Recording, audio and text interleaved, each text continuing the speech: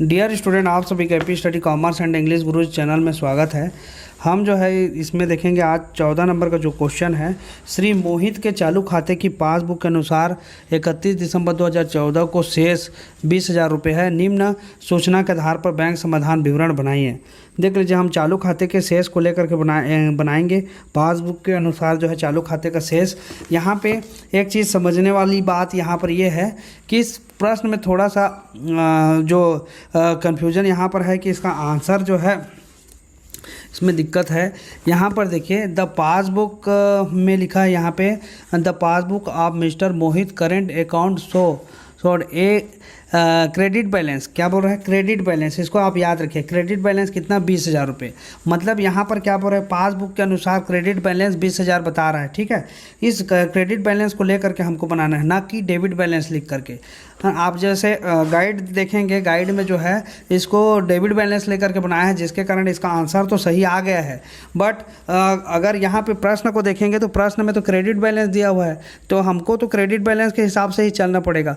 ठीक है, इसलिए जो है आप जो है देख लीजिएगा इसको। चूँकि मुझे लगता है कि ये इस प्रकार से प्रश्न बनेंगे, इसलिए मैं आपको इस टाइप से बता रहा हूँ। तो यहाँ पर देखिए, 400 रुपये का चेक बचत खाते पर आहरित किया गया था, परंतु उसे चालू खाते में दर्शाया गया। तो 400 रुपये का चेक है, बचत खाते में आहरित किया, चालू खाते में, मतलब गलती से हमने बचत खाते का जो चेक था उसको हमने कहाँ डाल दिया? चालू खाते से माइनस कर दिया उतनी राशि, है ना। तो चालू खाते से राशि कम हो गया, जबकि हमको चालू खाते से राशि को कम नहीं करना था, बचत खाते में से राशि कम करना था। ठीक, लेकिन गलती से चालू खाते में से राशि कम कर दी है। ये जो है इसको क्या कहते हैं? डेबिट सेस। रोकड़ बही का जब डेबिट सेस को लेकर के बनाते हैं तो इसको हम जोड़ देते हैं, क्योंकि हमारे चालू खाते में पैसा उतना दिखा रहा है, जबकि हमारे जो रोकड़ बही का चालू खाता है उसमें पैसा कम दिखाता रहेगा 400 से, इसलिए उसको जोड़ देते हैं। लेकिन यहाँ पर क्या करेंगे, हम पासबुक के क्रेडिट बैलेंस को लेकर के बना रहे हैं, और पासबुक का क्रेडिट शेष और रोकड़ बही का डेबिट शेष दोनों का जस्ट उल्टा होता है। रोकड़ बही के डेबिट शेष में जिन मदों को जोड़ते हैं उसको पासबुक के क्रेडिट शेष में माइनस करते हैं। ठीक, तो इसको ध्यान में रख करके हम क्या कर देंगे? माइनस कर देंगे। ठीक है, इसको जो है पहले वाला को क्या करेंगे? माइनस करेंगे। दूसरा लिखा है 25 दिसंबर को मोहित ने 300 रुपये और 500 रुपये दो चेक निर्गमित किए गए, लेकिन केवल पहला ही चेक भुगतान के लिए प्रस्तुत किया गया। मतलब 300 रुपये का जो चेक था भुगतान के लिए प्रस्तुत हो गया, दूसरा 500 का जो चेक था 500 रुपये का, वो भुगतान के लिए प्रस्तुत नहीं हुआ। तो भुगतान के लिए प्रस्तुत नहीं होता है, तो जब भी हम चेक निर्गमित करते हैं तो रोकड़ बही में हम एंट्री करके चेक निर्गमित करते हैं, मतलब उतनी राशि हमारे बैंक कॉलम से, रोकड़ बही का जो बैंक कॉलम है उसमें से माइनस कर देते हैं। अब भुगतान के लिए प्रस्तुत नहीं होता है तो पुनः उसको हम जोड़ देते हैं। रोकड़ बही के डेबिट सेस को लेकर के बनाते हैं तो, लेकिन यहाँ पर पासबुक के क्रेडिट सेस को लेकर के बना रहे हैं तो यहाँ पर क्या कर देंगे? उसको माइनस कर देंगे। ठीक है, ये भी माइनस हो गया। फिर तीसरा है, श्री मोहित द्वारा 25 दिसंबर को 500 रुपये का चेक निर्गमित किया गया था, जो भुगतान के लिए प्रस्तुत नहीं हुआ, जबकि इसकी दोहरी प्रविष्टि रोकड़ बही में की गई।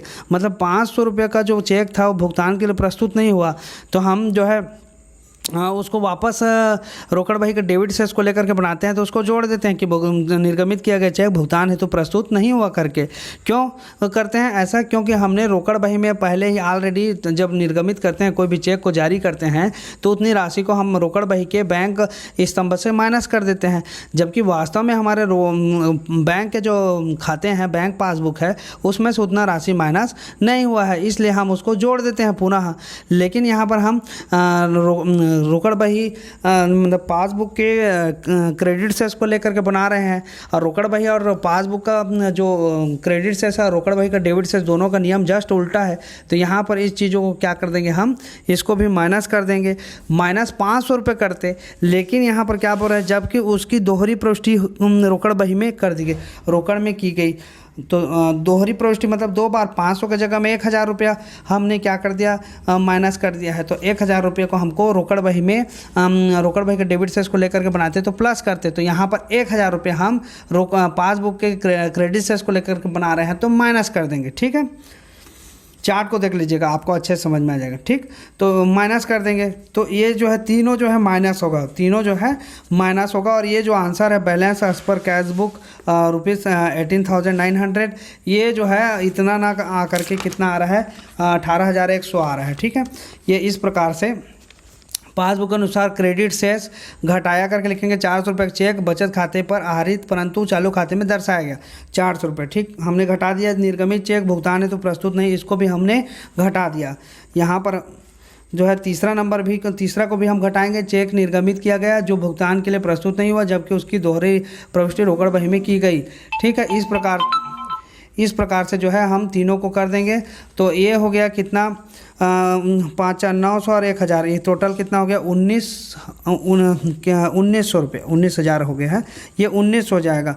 इन तीनों का हमको घटाना है, 20,000 में से 1900 को घटा देंगे तो यहाँ पर आ जाएगा 18,100 आ जाएगा। हम लिखेंगे रोकड़ बही के अनुसार डेबिट शेष करके हम 18,100 रुपये लिख देंगे। तो ये जो प्रश्न है इस प्रकार से बनेगा, आप लोग देख लीजिएगा। गाइड में थोड़ा दूसरा दिया है और वो जो है डेबिट शेष को लेकर के बनाया, फिर भी वहाँ पर नीचे में ही कन्फ्यूजन है। यहाँ पर जो राशि लिखी है वहाँ पे जो है वो सही नहीं बैठ रहा है इस रोकड़ बही के, मतलब बैंक समाधान विवरण के जो नियम है उसके आधार पे, इसलिए जो है हमने इस प्रकार से बनाया है।